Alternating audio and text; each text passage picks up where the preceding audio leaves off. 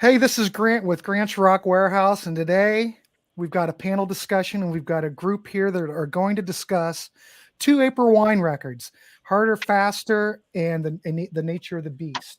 So tonight I've got my panel is Ryan Gavalier from Ryan's Vinyl Destination, Tim Derling from Tim's uh, Vinyl Confession. Uh, oh, Tyler, I'm going to butcher your name. Tyler Hagopian. Yeah, pretty much. Oh man, I did it right. From LP Tremors and Nick Squire, and you can see Nick on the Contrarians. In fact, you can see all of us on the Contrarians except Tyler, I think. But you can see Tyler's on Ryan's channel, For so sure. Yep, we're all around, kids. we are. So anyway, we're gonna just start talking out with Harder Faster. Let me bring some stats up here so we can review some things. Um, This record was released October 1979. It was recorded at Le Studio in Quebec. Canada, it was out on Aquarius. Here in the States, it was Capitol. Producer, Miles Goodwin with Nick Balaga. Help me. Lagona. Balagona. Thanks to Lagona. for crying out loud. And we had Miles Goodwin on vocals, guitar, keyboards, Brian Greenway, vocals, guitars, Gary Moffat on guitars, vocals, Steve Lang on bass, and Jerry Mercer on drums. This, in my honest opinion, is the greatest April Wine lineup ever. But anyway, Agreed. yes, this album would be certified gold in the US and in Canada by the Canadian Recording Industry Association and the IRRA. Couple of hits, I Like to Rock and Say Hello. And it put the album on the Billboard 200 chart for 40 weeks. And as you can see, there's all the tracks. I like to Rock. This whole record is top notch, but we'll get to that. We'll see what our panel has to say. Mm-hmm. After Harder Faster, in 1981, they released The Nature of the Beast. That was released January 12th of 81. They recorded that at the Manor. Same label, Aquarius and Capitol EMI. This time we've got Mike Stone co-producing with Miles Goodwin. We've got the same lineup, but this was considered their commercial peak. Certified platinum in the US and reaching number 24 in the Billboard 200 chart. In the States, Just Between You and Me was a successful single. It reached number 21 on the Billboard Hot 100. And this is another great album. I mean, for me, it's just because both of these records are my favorite April Wine records. So it's kind of hard for me to choose which one I like more. But why don't we start out with Tyler? This is what we're going to do first of all. So everybody will go around. Everybody talk about both records. Give a general review. Give me like your top 3 or 4 favorite tracks, and then give it a 1 out of 5 or a 1 or a 10 out of 10 rating, something like that. And then we'll just go around and just talk about both albums at once. So we're going to go Tyler, Ryan, Nick, and then we're going to go with Tim. So I'm just going clockwise on my screen. Right. So without any further ado, Tyler, you want to? Yeah, Go for yeah, it? absolutely. All right, let's hear it. So, Harder, Faster. So, you know what? Let me give you a little background of where I am as a fan. So, they're a band I didn't get into until maybe a few years ago. I've heard the hits like Just Between You and Me. I've heard a bunch of times. And just a bunch of the general hits here and there I've heard.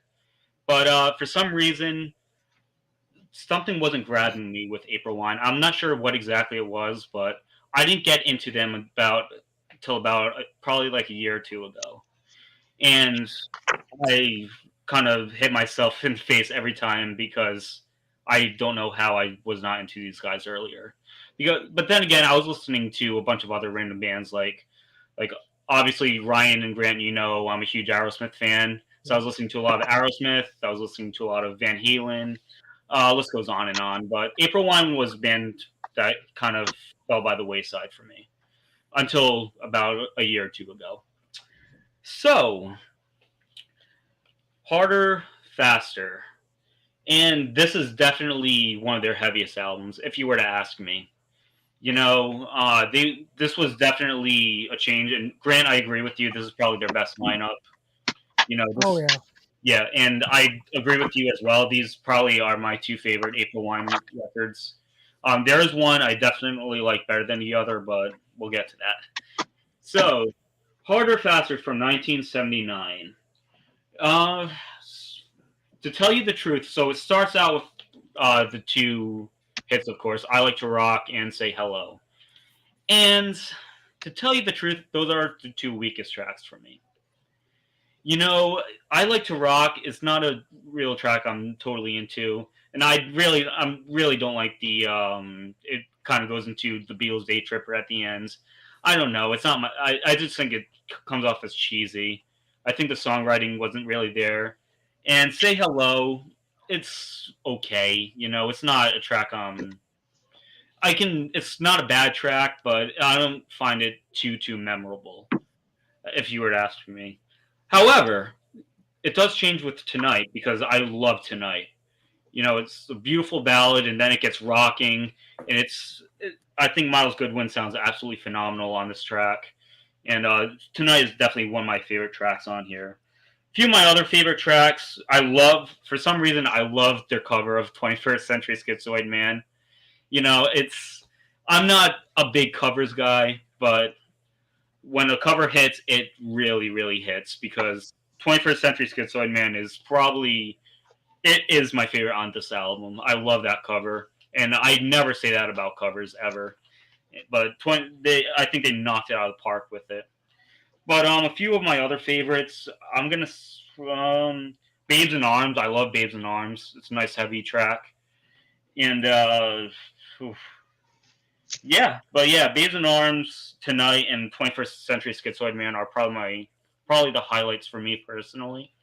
And but the latter half of this album is where I really enjoy this album. Like I said, Say Hello and I Like to Rock are just the two weak points for me. It's kind of a shame for me that it's the beginning of this album because for some reason it just doesn't grab me. Like they're not bad tracks, but I don't know. I just find them kind of cheesy, and especially I Like to Rock, and I'm not a fan. But That's overall, fair enough. Fair enough. yeah. But overall, as a general consensus, I'm going to give this a solid 8 out of 10. Well, that's pretty good. That's a pretty good ranking. Pretty good, yeah. Yeah. So because I don't really have an issue with anything after Say Hello, from Tonight all the way down to 21st Century Schizoid Man, I think it's pretty damn solid.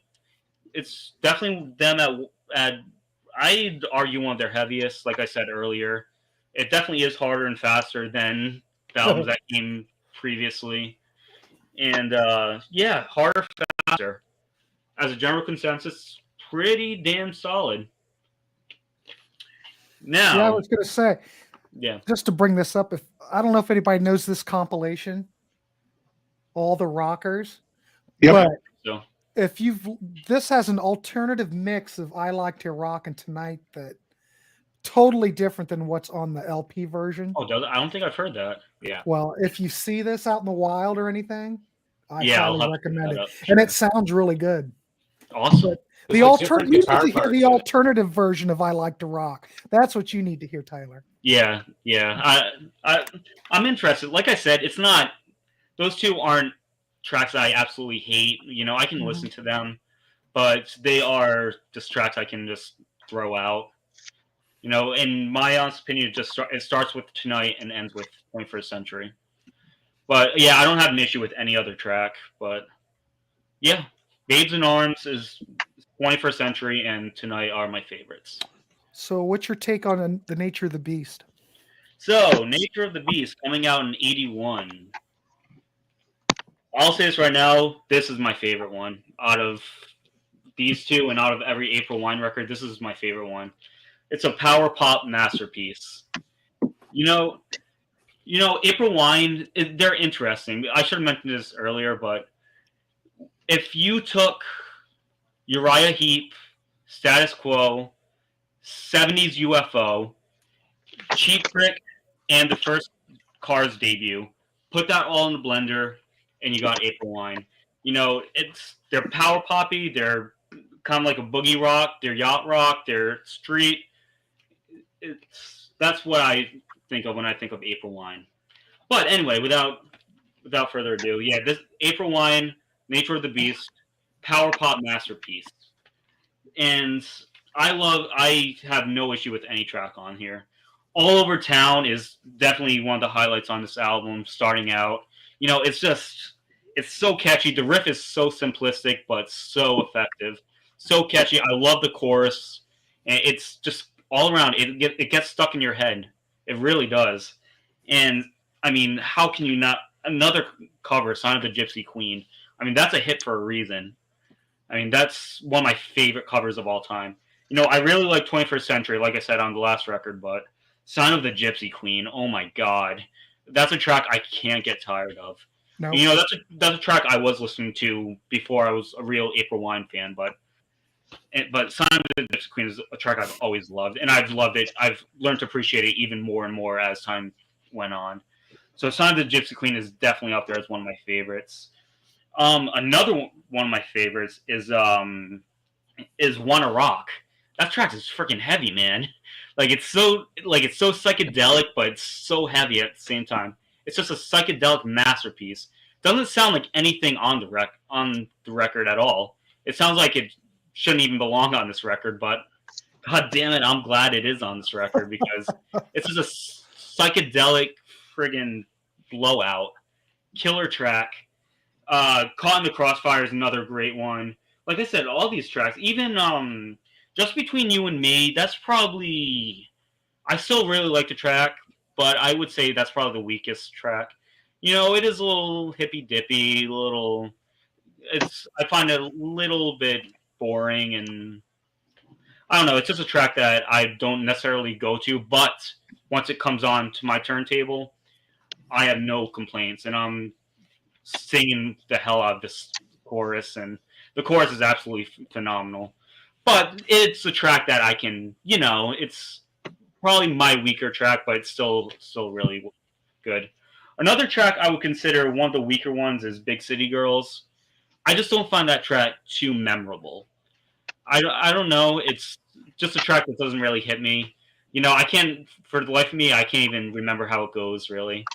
But I do remember playing it on the turntable, playing it multiple times, and it's a track I do like, but it's a track that I can just like "Just Between You and Me." It's a track that I don't really care to really go back to, but when it does play, I do like it a lot.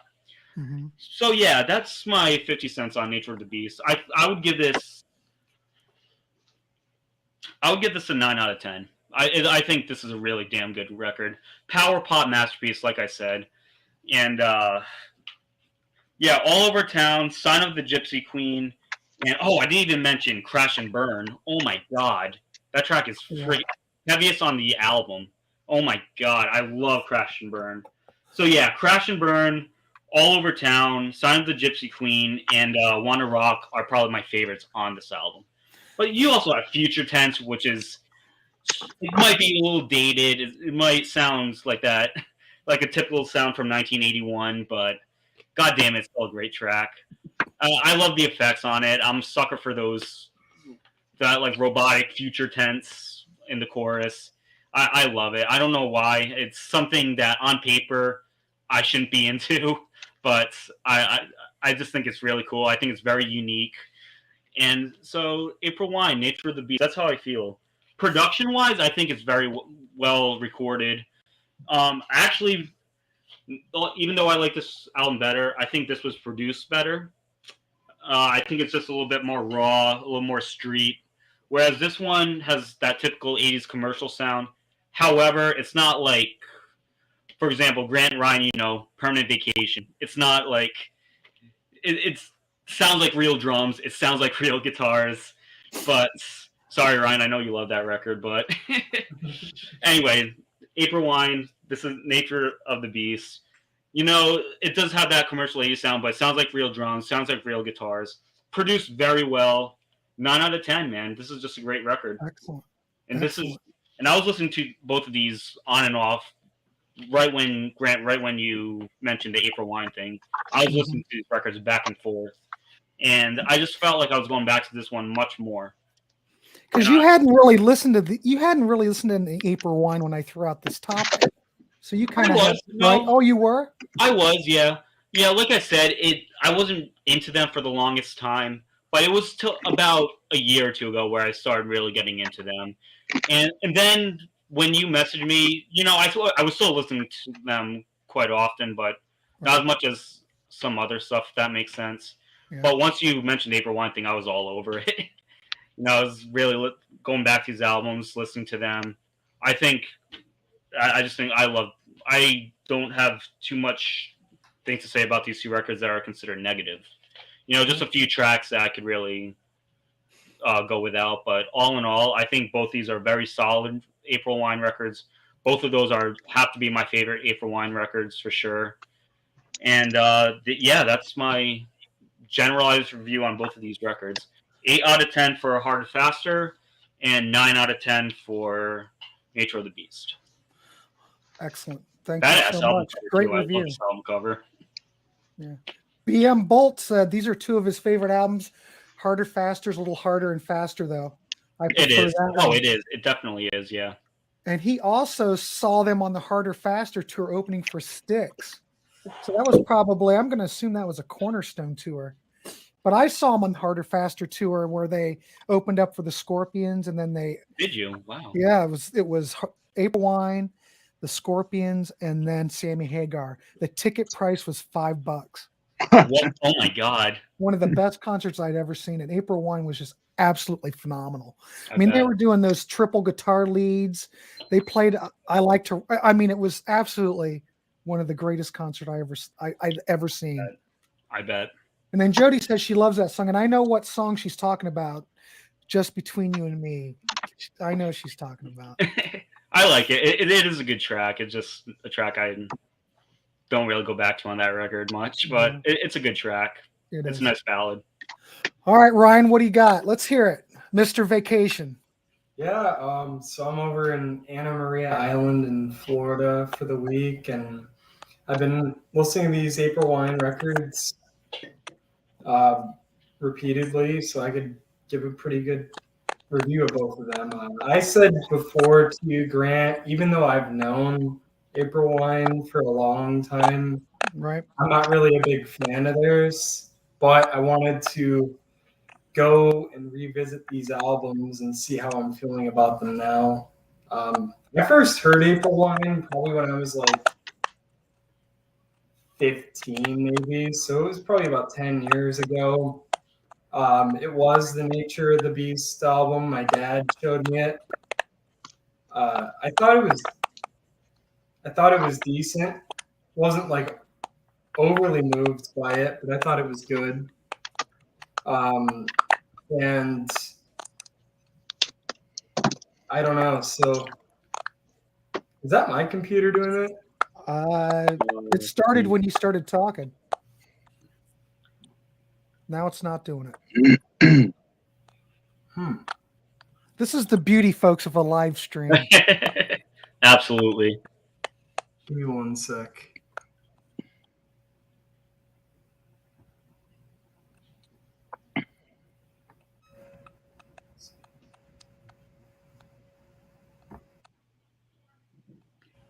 Dun, dun, dun, dun, All right, is dun, it? dun, dun, dun. Go ahead. Oh.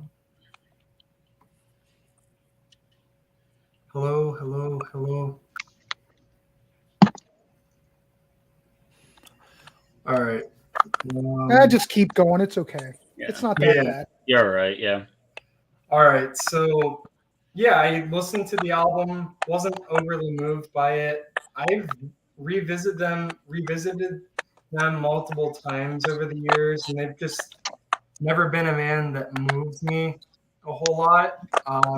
But I did go into this with an open mind, wanting to like them more, just because I don't like to dislike or not understand a band.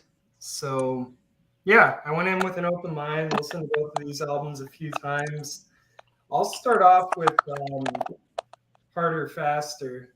And so I think this is a pretty solid album. I like it. I don't love it. I think that there's some really good tracks on it. Some are to me.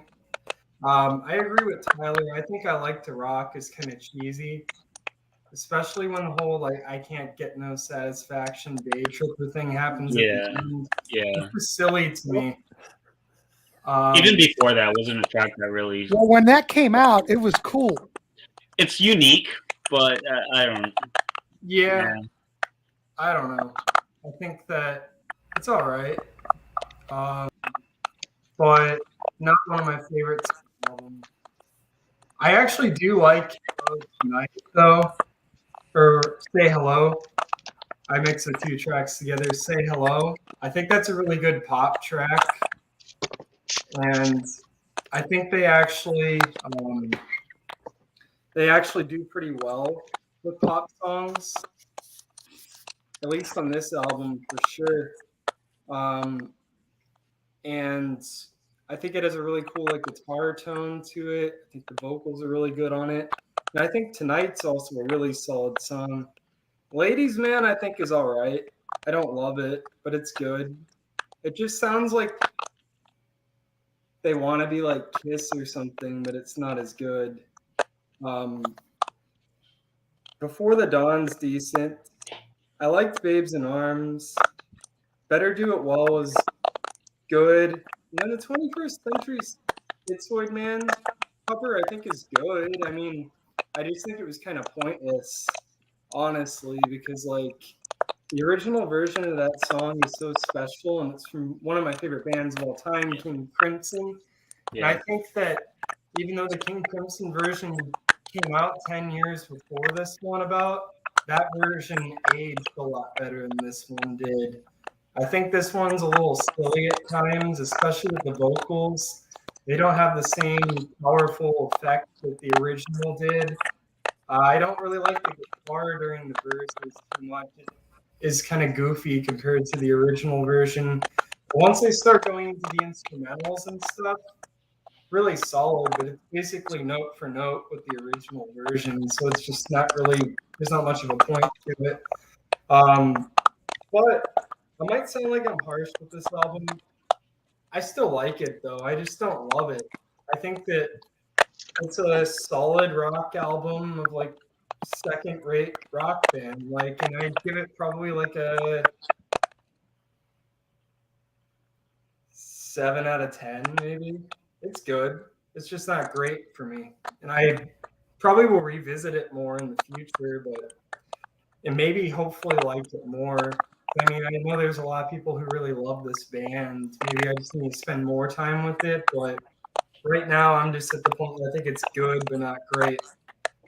And I'm basically the same with Nature of the Beast. I mean, I think it's really good, but it's not great for me. I think All Over Town's a really cool track. It has kind of like a Scorpions type of sound to it, especially those guitar parts. I really like that track a lot. Telling Me Lies is decent. It's not one of my favorites on here. Sign of the Gypsy Queen, I do really like. It's a good cover. I think it's a better cover than the 21st Century Schizoid Man cover was, just because it's more interesting, honestly. Just Between You and Me is good. I like it. Wanna Rock, pretty good. Caught in the Crossfire, I enjoyed, but once again, a lot of these tracks just didn't really stand out to me a whole lot. Future Tense I actually kind of liked, so I thought that was one of the better tracks on this album. Some good melodies to it and stuff. Big City Girls is another one that I really liked on this album a lot. I thought that was a super solid track. Pretty rocking. Crash and Burn is probably my favorite on this album. It's super heavy, good riffs to it, good vocals, just a really fun track. And the last two, Bad Boys and One More Time, are pretty good. Just not stand out either. I mean, this one I'm probably going to give like a don't know, like a 7 out of 10 also. These are about equal for me. I think they're both uneven albums. They kind of lack focus. Sometimes the band wants to be really hard rock, and sometimes they want to sound like kind of like an Eagles pop band. And like, I don't know, I just like, it's cool, but Did you just say the Eagles? some of it sounds a lot like the Eagles to me. Wow. No. Um, my. and We must have been listening to two different records, Ryan. I don't know. That's just what I heard with it. All right, I'm But just giving you crap. I think they're all talented musicians. I think the vocals are pretty good. Keyboards are good. But just a lot of it doesn't really stand out to me. I don't know. It's okay. I'd These say they're kids both about. nowadays. Yeah, I don't know. Hey, I think they're both about 7 out of 10 records. I do prefer Harder Faster a little bit though to Nature of the Beast. I like that it's shorter. I think it's slightly more focused than Nature of the Beast was. I felt like that one was all over the place. I also think it does sound better. I feel like for 1981, Nature of the Beast sounds a little bit behind its time a little bit. I just think there was a lot more cutting edge stuff, and when I compare it to other releases that were coming out at the time, it just doesn't stand out to me as much. Nor does Harder Faster. I mean,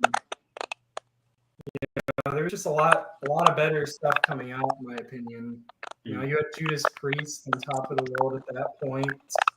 I mean, I don't know, like there's just better stuff coming out, but it's good.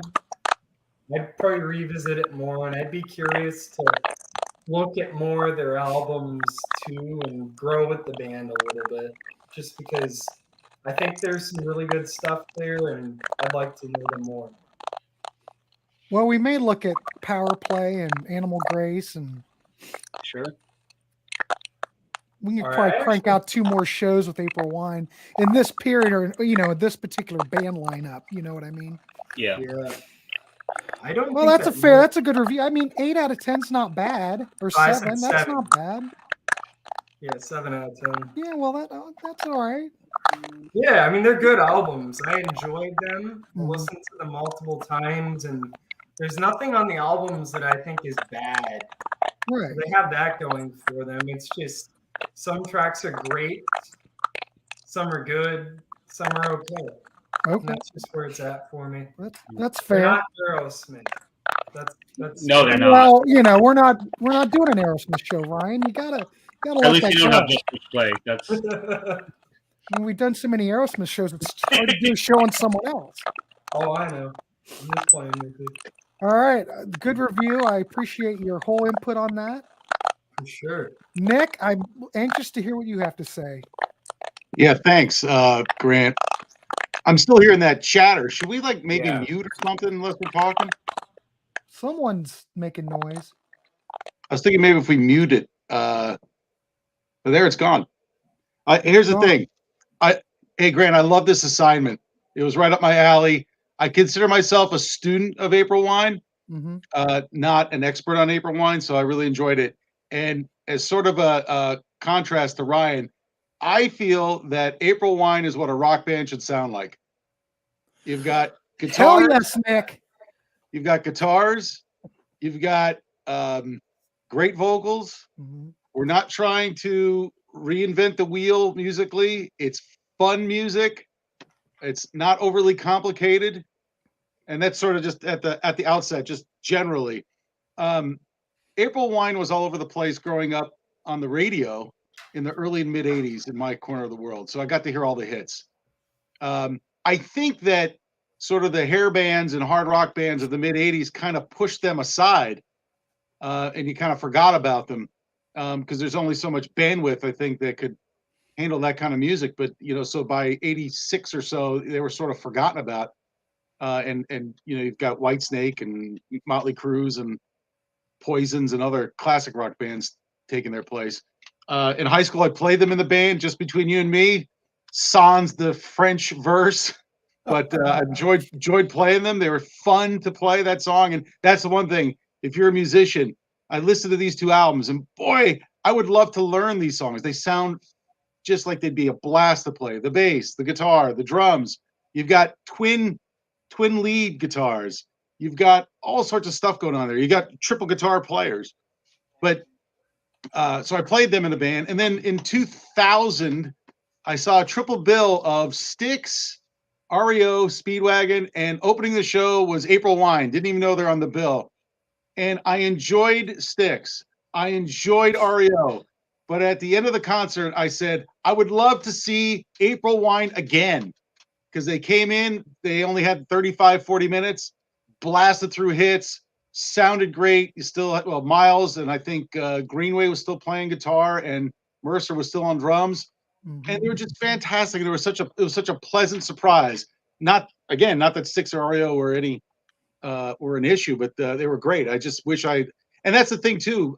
April Wine just really non-existent touring wise in this part of the world. You know, and as we got technology and the internet, I saw they're always crisscrossing Canada and playing everywhere. And then every once in a while you'd see them play like in Minnesota and North Dakota, maybe like a Michigan date, but you would never see them sort of tour the US. I wish they would get out and play more, but thoroughly enjoyed seeing that band. So this was a good assignment for me. Turning the attention to the albums, I guess. Harder, Faster, like the album. It's a short album, 8 tracks, just over 30 minutes. I like to Rock. I like the cheesy ending. I like everything about it. I think it would be a blast to play, and I enjoy hearing it. I do like the song Tonight. 21st Century Schizoid Man. I'm on Ryan's page there. They don't do much with it. It's a faithful rendition of the song. I love covers. I've been on record to say I like covers. I like covers in all forms. I like when a band does something with it and makes it their own, maybe changes it up a bit. This is basically a faithful rendition. I get educated because I'm not much of a ELP or prog guy, but so I'm fine with the song. Just I would like to hear April Wine do other things, but so I do like the track. There's not one track I dislike on that album. Let's put it that way. Okay. And to keep things rolling, Nature, I would give that album, again, I haven't heard all the April Wine albums, but I would give that an 8. Okay. Matter of fact, one quick story, one record collecting story. Well, I got this one somewhere. But I was at a community yard sale years and years ago, and I was selling some things, but I meandered down to a neighbor's house and they had a bunch of albums there. I'm flipping through there, and all of a sudden I see this, which is a unicorn in the United States. I don't know if Tim could see that. And then right behind it, I saw this, Live at the El Mocambo, which I think they're opening for the Stones, Tim, if I'm not mistaken, that night. And then behind that one, I saw this. So 3 albums I've never seen before or since at a neighbor's house. I didn't get a chance to ask, why do you have these? Was someone like crisscrossing Canada? But so I have those. And of course, they're in my stacks of the albums that I haven't heard yet, which I've talked about, but someday. So as a student of the band, I'm really looking forward to hearing the older stuff, which is great. Nature of the Beast. Not one song on here I don't like. I'm a big fan of Sign of the Gypsy Queen. That twin lead guitar is just fantastic. Just Between You and Me. That's how a ballad should sound. Oliver Town, great. That first side is just fantastic. Wanna Rock to me reminds me of early 80s Dave Edmunds. It reminds me of Nick Lowe. It reminds me of early 80s Foghat. To me, it's almost that new wave-ish rockabilly. That's what I came away with that song. And I enjoyed it. I think we heard about what if you put them in a blender, what do you hear? I was thinking some similar bands. I was thinking Cars, of all weird things, which you wouldn't necessarily think off the top of your head when you're thinking of April Wine, but Cars. I was thinking Foreigner. I was thinking REO. I was also thinking Blackfoot. So I was thinking just a mishmash of bands. And I thought to myself, think about this band, April Wine, if you're familiar with the main hits. They could play with anybody on tour. I can't think of a band they couldn't play with. They could play with hair bands. They could obviously I saw them with Styx and REO. All of those bands. Foreigner. They could play with the Cars. I can't think of a band. They toured with the Stones. Besides the show, did they tour with the Stones? Or at least they played with the Stones. But there's just band after band. When you think of them, they can handle their own, and their music fits seamlessly. I mean, I just find them to be a pleasurable listen. We're not splitting the atom with these guys. great vocals, great guitar. I just can't say enough about him. I would rank Nature of the Beast.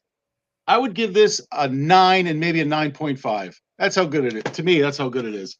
I'm fine with the production. I'm fine with the flourishes that tell me it's the early 80s, a little bit of synth and keyboards. I like all that stuff. I find that it's aged well, actually, for me. I think I'm a little bit different opinion. I think that Nature of the Beast has aged a little bit better than Harder Faster for me. And I usually go for the harder rock, but there you go. That's a beautiful review. I can't argue with that. Oh, by the way, here's another good one. Tim probably has this. I found this somewhere. I have never seen on that. my radar. But Miles Goodwin, 2018, Playing the Blues. Great guitar, great vocals. With the What's red that? cover. There's a second Oh, volume the that red has one with the too? red cover. Yeah. You know what you're getting, and it's all good. Never seen that. Excellent, Nick. Appreciate it. All right, Tim, you're up. I'm still getting the major crackle when everybody talks. Oh. But do I sound okay? Yeah, No I mean, I can hear you. So is it you're the one that's crackling? I don't know. Everybody's crackling to me, even when I have my mic off. I'm hearing it too. Yeah, I hear it. But Like it's a weird echo. It's like a decaying echo. I'm well, on you mute. know, there you can under your settings, you can go under echo cancellation. I think. I'm on my phone. Here's the problem. Oh, that's okay. You sound okay. Yes, than the crackle. You're all right. Okay. So this is really interesting to hear everybody's take on this. I mean, I think I'm the only Canadian among us here. So April Wine are an institution up here. And I have to just get this out of the way. My hometown, this is about half an hour away from here, is Woodstock, New Brunswick. That's where Miles Goodwin was born. He didn't live there, but that was his birthplace. So I share birthplace with Miles Goodwin. So I think that's Awesome. a bit of trivia. Judging, being that I come from a place that doesn't have a lot of things like that going for it.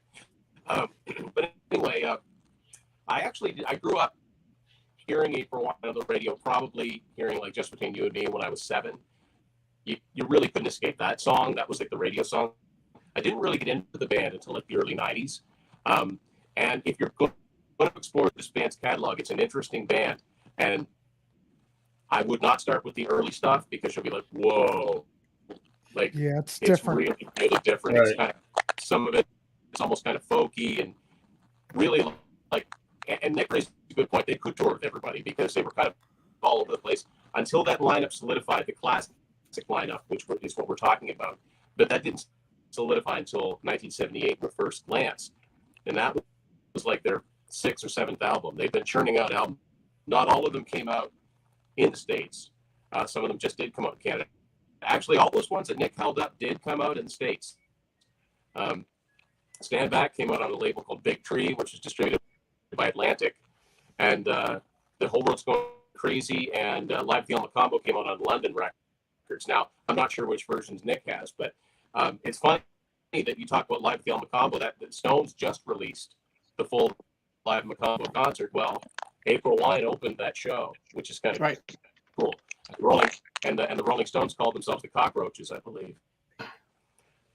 So anyway, April Wine was quite eclectic until they got to First Glance, which is their first stuff for Capitol Records.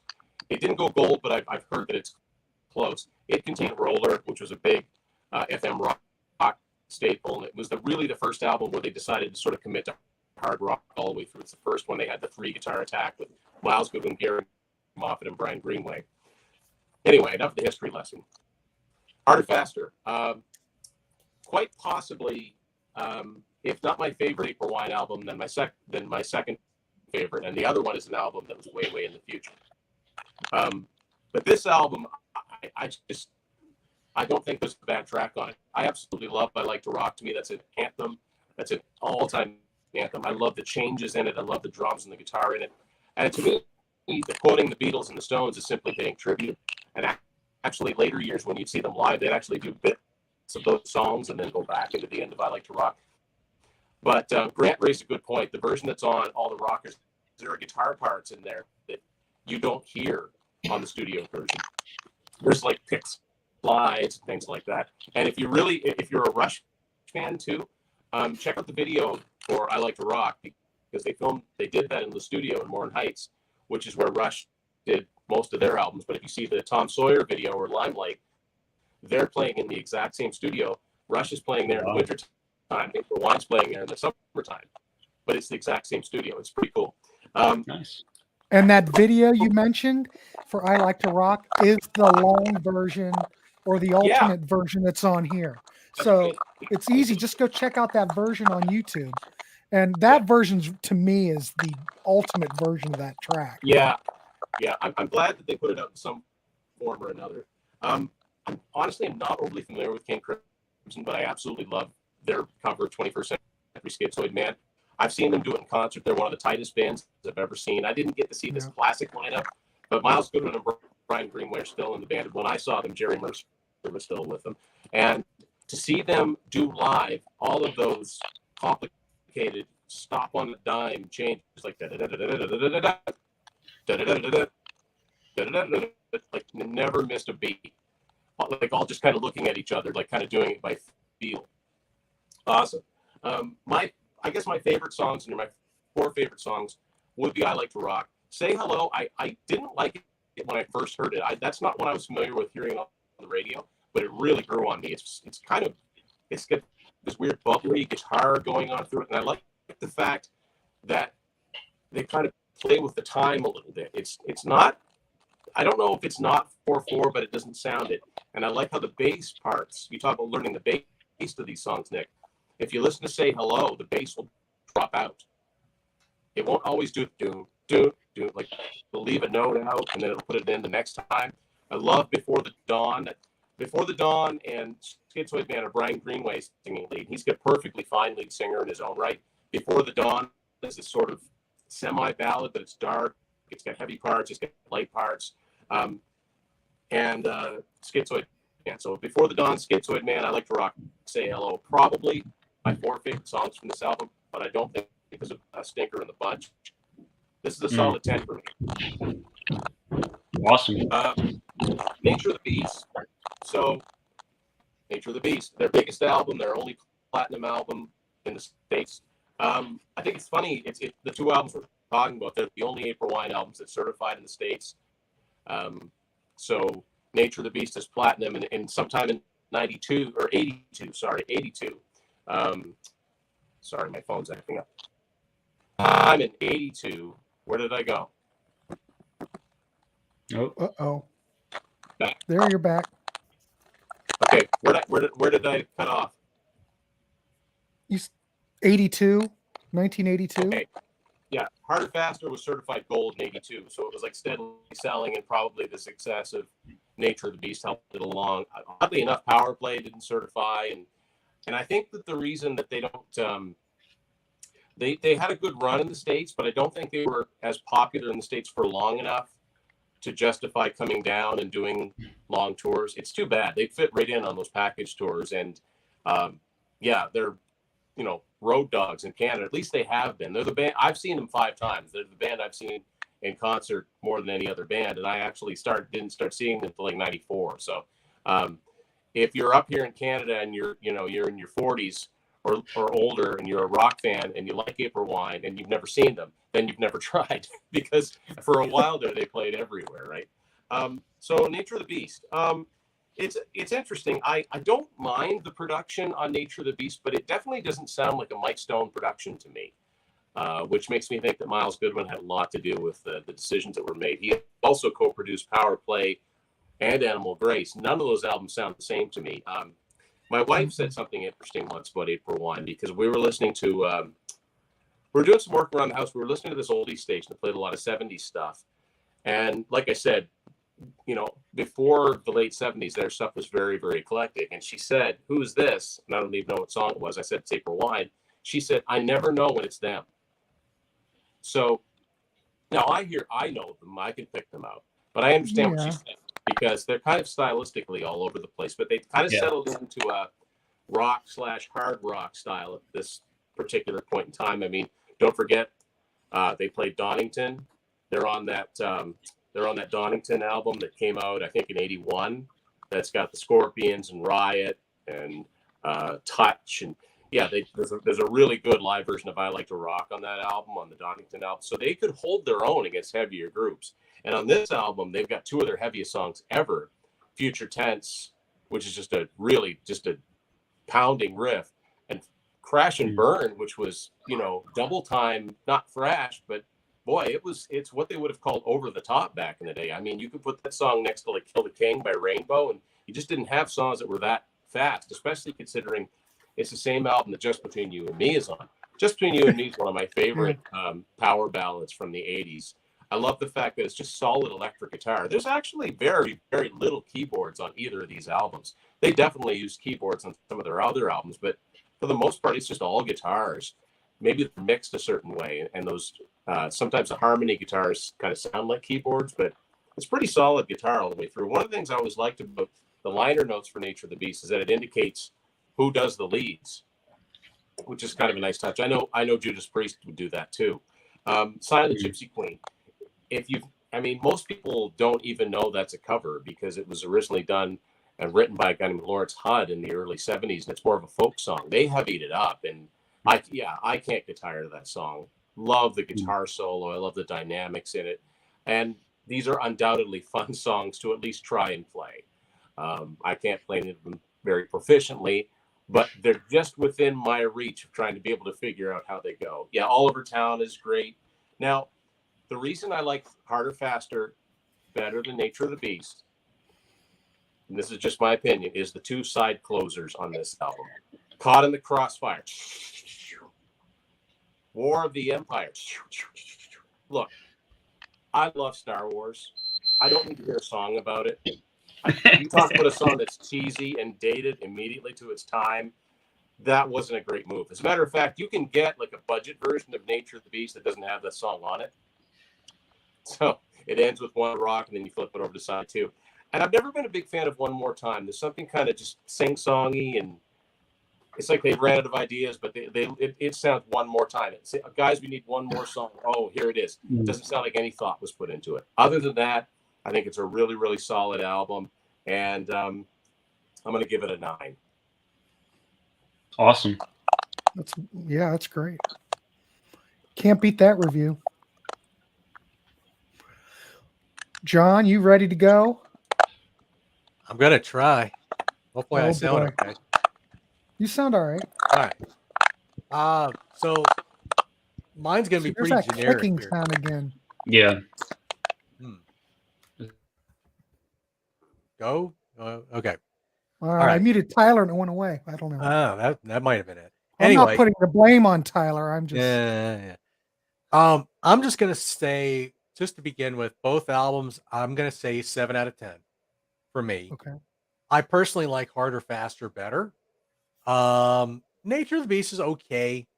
I think, kind of like everybody said, it just seems like a lot of the songs on "Harder, Faster" just appealed to me. And I've only been listening to these albums for about a week or so I don't really know much about this.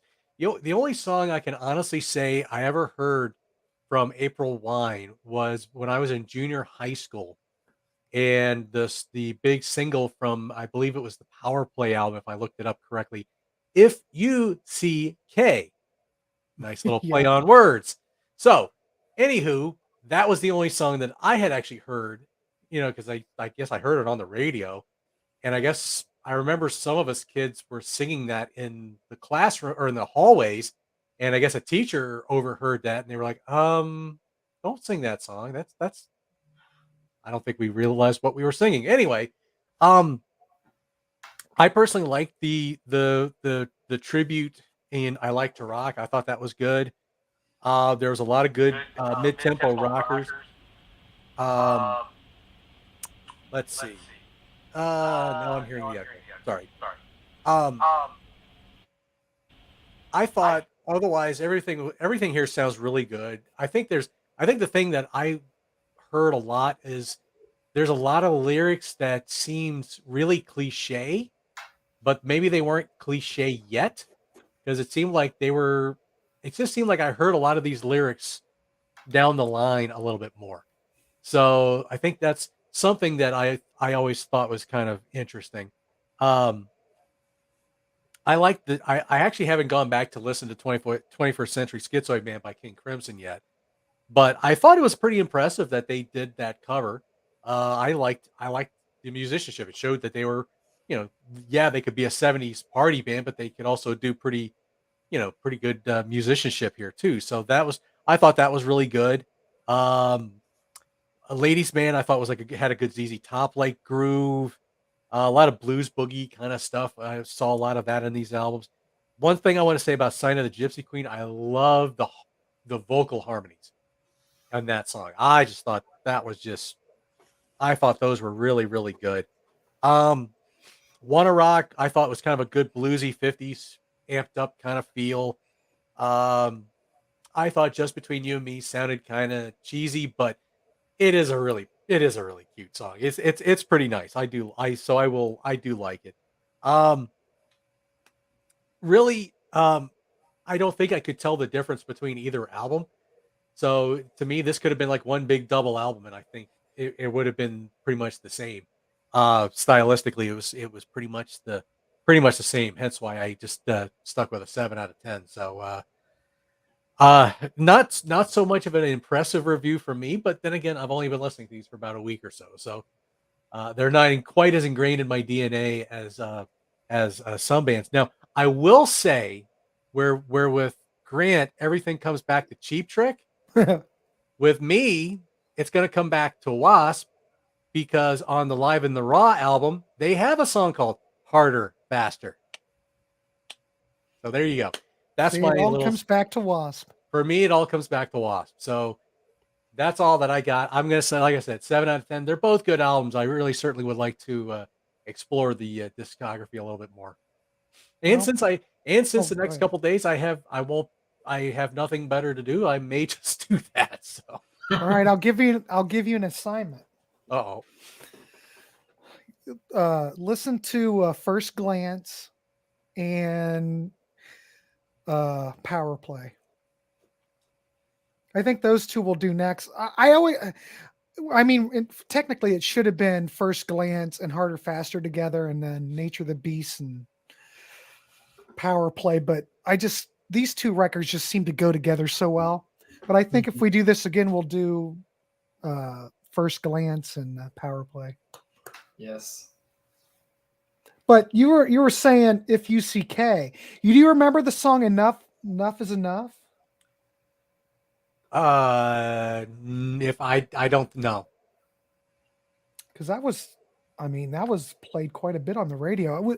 It charted felt fairly well in the States. Yeah. I mean, that was her last hit, I think. I mean, I wasn't one to I wasn't like glued to the radio 24/7. So if they did, it probably was at times that I never heard it. So I wouldn't know. Yeah. Rand Kelly says, I like to rock also has Satisfaction Lick. Yep. They got that idea from ELO's cover of Day Tripper, an obscure live album called The Night the Lights Went Out in Long Beach. I think I used to have that CD. Golly, I don't have it anymore. But anyway, John, that was an excellent review. I appreciate it. Well, it's good to get perspective from people that don't really know these records. You know, it's nice to mix it up. So it's nice to have Tyler and Ryan who are younger, who, they've heard these things, but it's that you kind of you get a different perspective from them. I mean, Nick, me, and Tim, we're all over it. I don't know. I'm just saying it's just interesting to get different perspectives. Well, my perspective on these two, I think Tim pretty much summed up what I thought. I think I Like to Rock is brilliant. I think the triple guitar interplay that April Wine had is absolutely amazing. They were, when I saw them live, they were like one of the tightest bands I'd ever seen. You could probably throw anything at them and they could play it. But the triple guitar attack, this is what I love this particular version of the band. They were just like a machine, and Jerry Mercer is a drummer. He should get a lot more credit than he you never hear about him, and he's just a powerhouse. 21st Century Schizoid Man, wonderful. I would have to say I like it better than the King Crimson version, just for the fact of the energy, the interplay, the guitars. I mean, this whole band has everything. I know I sound like a kid in a candy store, but I'm just saying, I like to rock is great. I like all. I would have to say Harder Faster. I like the whole thing. I can't particularly pick a track that I do not like. Unlike Nature of the Beast, where One More Time and Caught in the Crossfire. Yeah, those seem like filler to me. But I Like to Rock, I think, is great. And the version that's on this, or check out the video, do that, because it's just even better than the album version. Why they edited out that middle break, I don't know. But I mean, if you're a guitar player, Jesus, these records are for you. Say Hello, I love that. Tonight, I love it. I don't even have to say, I love all of Harder Faster. I love everything on Nature of the Beast except Caught in the Crossfire and One More Time. But I will say, side one, other than Caught in the Crossfire, All Over Town, Telling Lies, the segue of those two tracks, it's like that Journey song. City of the Angels is connected to, I can't remember what it's connected to, but it's like We Will Rock You and We Are the Champions. All Over Town and Telling Me Lies just go together like it's a perfect blend. Sign of the Gypsy Queen, what everyone else has said, is absolutely a stunning song. The guitars, the background vocals, great stuff. Just You, Between You and Me, wonderful. I Wanna Rock's fine. Future Tense, Big City Girls. I do think on this record that side one is a lot stronger than side two. Mm-hmm. I know you've got a lot more harder rocking stuff on side two, but I think the sequencing on side one's darn near perfect. I mean, my first April Wine record was Harder Faster, like I saw him on that tour. So I'm probably going to give Harder Faster. I mean, they're not perfect records by any means, but I don't ever get tired of them. I can play these records over and over, and I have since the dawn of time, because I'm 100 years old, and I still never get tired of them. I like the production. I think they captured lightning in a bottle. There's some not so great tracks, but compared to a lot of other stuff, I'd take a bad April Wine track over none at all, because you still get that guitar interplay in this band. This particular band was just on fire. I know I keep saying that, but to see them live like that, oh, I'll tell you, when I was a kid, it just made a big impression. That's all I can say. So I would probably give Harder Faster, a 9 out of 10. Like I said, there's nothing weak on it at all. And I think when they got Brian Greenway, I think that was a big kick for them, because he came on First Glance. And so when Brian came on, you could definitely tell something's going. I mean, they're getting it together. First Glance isn't a perfect record yet, but you've got the song Roller on that one. Yep. We'll talk about that on another episode. But I think Harder Faster 9, I'm going to give The Nature of the Beast an 8. And that does seem low for me, but because I do love this record. God, side one is so freaking good. But I'm going to give it 8 for the bummer tracks, the filler tracks, because there's no filler on Harder Faster. And that's my review in a nutshell. So we're pretty split. It's Tyler and I like Nature of the Beast better, and you and Tim like Harder Faster, and then Ryan and John are they're both the same. Or did I remember that right? Or I like Harder Faster more, but I okay. Same here. Okay, so it's 4-2, and that's a surprise to me. I'm surprised by that. I mean, I don't like Nature of the Beast. Really, isn't that far below Harder Faster. I'm just saying. Yeah, but if I have to rank it, Hey, I have a question. Maybe Tim will know. At least on streaming services, their discography is all over the. It's spotty, including that First Glance, which I tried to find. Do you know anything about that, or is it record company issues? But their entire discography is not on. Oh, he's gone. Is not online or on streaming. All that stuff is still in print in Canada. Right. I mean, Capitol put out the records here. You could get all the everything after First Glance out on CD back in the day. Right. Right. I've got all those, but now it's probably all out of print. It's probably I think there's one or two releases that haven't been or at least not on streaming. I didn't check YouTube yet. And I couldn't find First Glance either, which I'd like to. Yeah, First Glance is good. It's a little bit different than Harder Faster. But like I said, First Glance was basically that first album with this new lineup. I mean, prior to that, it was, well, yeah, that's when Brian Greenway joined on that record. So it's a different record, but there's some great tracks on it. I have heard that record. It's been a long time. I've heard that one and Stand Back. Those are the other two I've heard by this band. Another one of my favorites is Power Play. I know a lot of people kind of slam that record, but I'm looking forward to giving it a try. I like Power Play. I thought it was a good album. And I think John, if he hears Enough Is Enough, he'll know it because that song was all over the radio.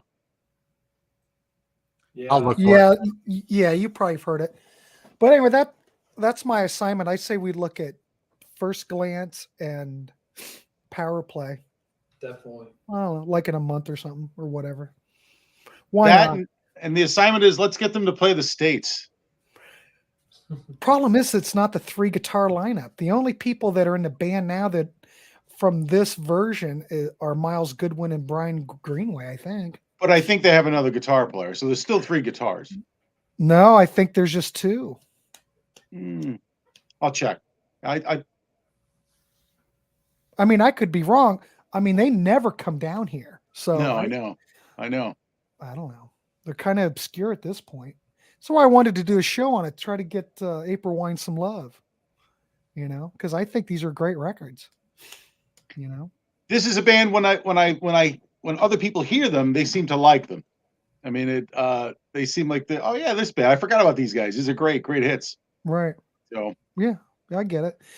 Well, that was a great discussion, gentlemen. I appreciate everyone showing up. Does anyone have anything to plug? Tyler, you want to plug your channel or anything? And Ryan, do you have anything that you want to discuss?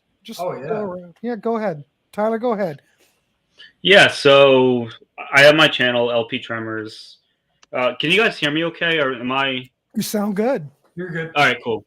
So yeah, LP Tremors, that's my channel. I actually just recorded a new video just before we started this live stream, and it's my because my last video from a few weeks ago, I went on a little hiatus because of vacation and everything, but my last video from a few weeks ago was the 10 definitive albums of my life, and this video that I'm gonna probably put on my channel hopefully tomorrow morning is my absolute 10 favorite albums of all time. So I just recorded that, and I'm going to do some horror content because this is a horror channel as well. I'm going to, hopefully, fingers crossed, I'm going to be doing more horror content by this weekend.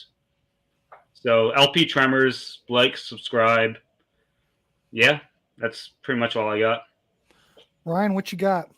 All right, so I got a YouTube, a Facebook, and an Instagram called Ryan's Final Destination.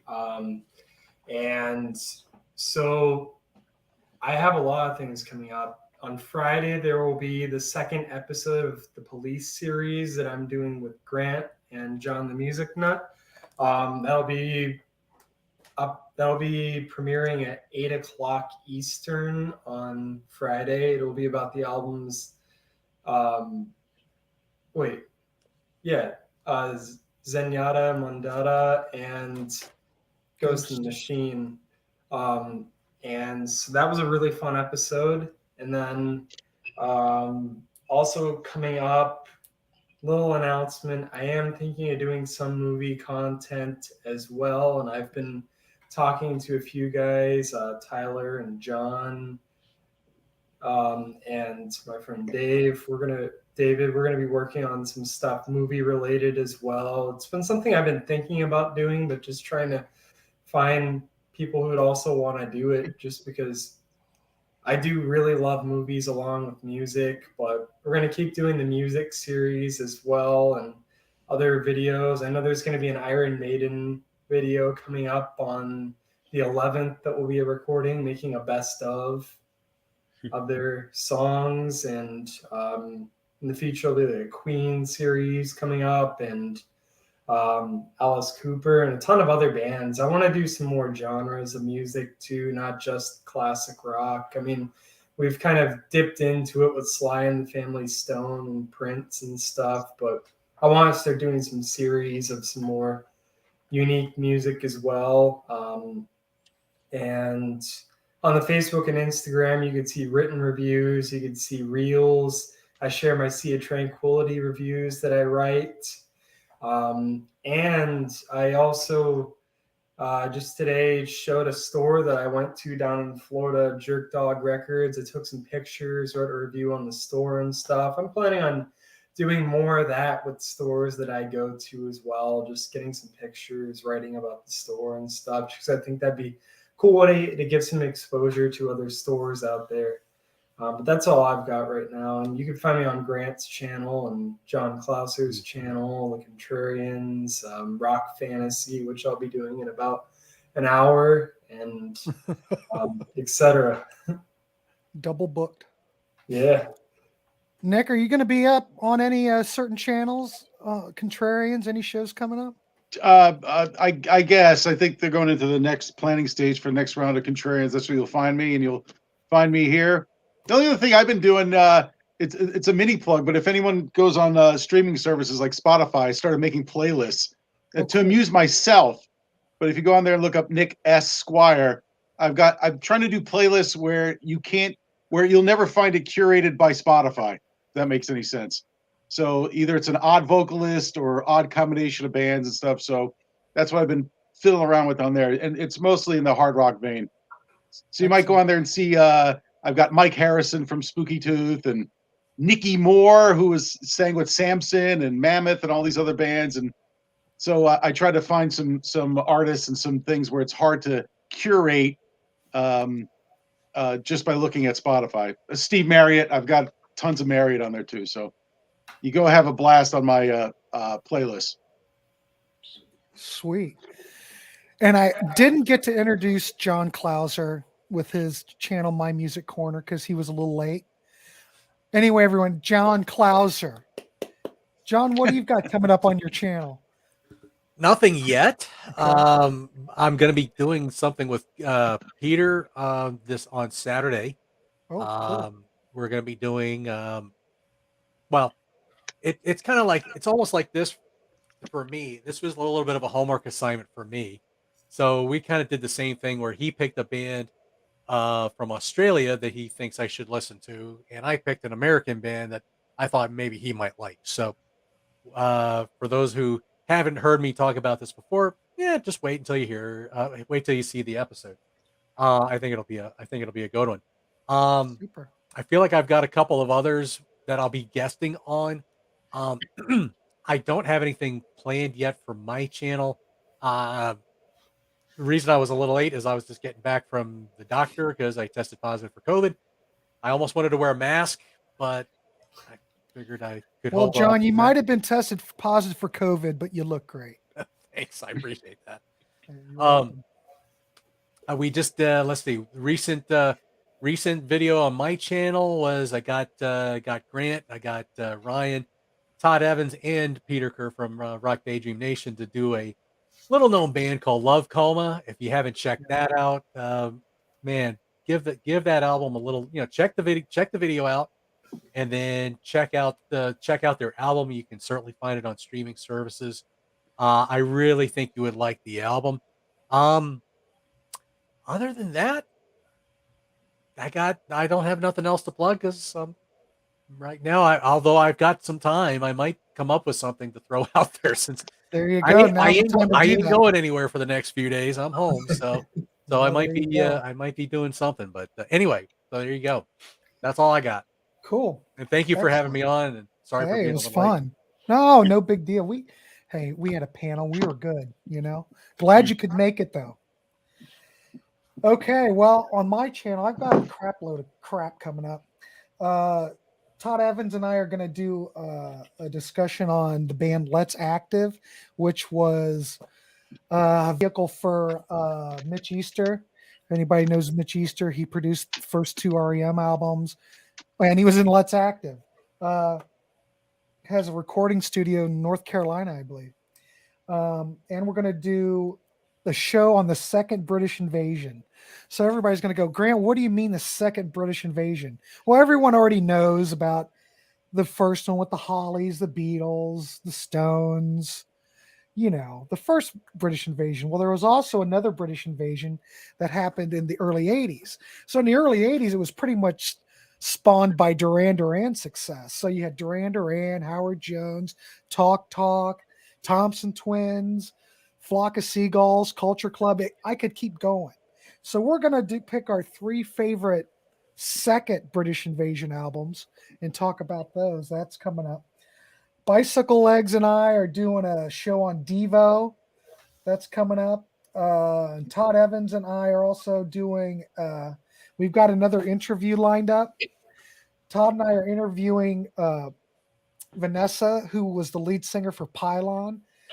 Pylon was a band who was a contemporary to REM, the B-52s, Love Tractor. They were an Athens, Georgia band. And in fact, Todd kind of knows Vanessa because when he was down there at school in Athens, they were all running around down there. So we're going to have her on because they just brought out a Pylon box set. Well, this is the book out of the box set. And the CD set, I think, came out in February. So there's CDs, but it's a huge book. If I could only show you, but I cannot seem to move correctly. Great book. If someone does a box set, this is how you should do a box set. It's really wonderful. So anyway, we're going to talk about that box set and how that came about. And then the other thing I can plug at the moment is Todd Evans and I are going to keep doing our Matthew Sweet series. So at the end of the month, we're going to record our next show, which we're going to look at Matthew Sweet Girlfriend and Altered Beast. There's always something coming up. So what can I say? That's pretty much that in a nutshell. Anybody else have anything to add? I think we could probably wrap this dog up. I'm good. But I'm going to give you guys a homework. See if you can study harder.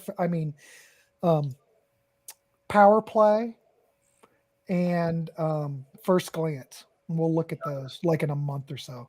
That'll give you plenty of time to Ordered off brush up on Amazon. those records, huh? Sure. Confirmed order off of Amazon. Oh well, dang. Okay. I couldn't find it on Spotify, so I found It's it probably on Amazon. YouTube. Everything's on YouTube. Anyway, let's wrap this dog up. I want to thank everybody for watching. I want to thank all you guys for joining me today to make this show so great. And we'll do another one. I think it was good. We had some glitches. You're going to have some glitches in the live stream, I think. But you know what? I just want to add, we could have probably recorded this and didn't live stream, and it would have went perfectly. I don't know. It's Murphy's Law. Yeah. But still, it was fine. I think got a lot of good content out there, and hopefully people will get turned on to April Wine and check out these records. Sure. Definitely. All right. I'm going to end the broadcast. Thanks, guys.